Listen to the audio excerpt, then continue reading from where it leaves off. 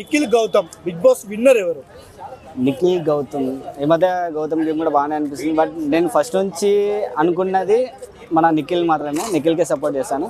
But ఈ మధ్య గౌతమ్ కూడా అంటే ఛాన్సెస్ ఉన్నాయి, ఇద్దరిలో బాగా ఆడుతున్నారు కాబట్టి నేను 100% ఓటు ఇచ్చేది మాత్రం నిఖిల్కి ఇస్తాను.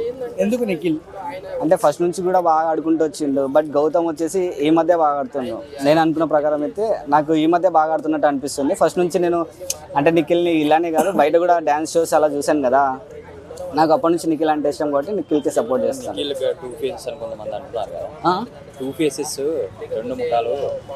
అలా ఉన్నదంటే ఆల్రెడీ వెళ్ళిపోయారు కదా బయటికి పృథ్వీ.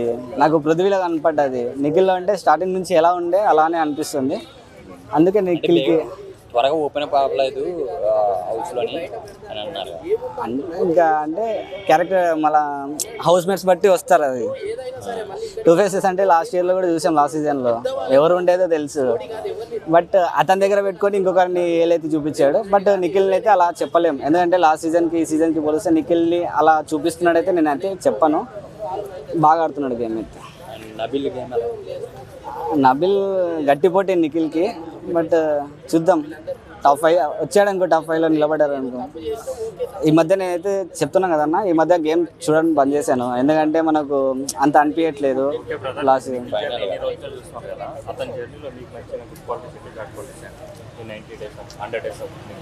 గుడ్ కాల్స్ అంటే గేమ్స్లో 100% ఇస్తాడు నిఖిల్.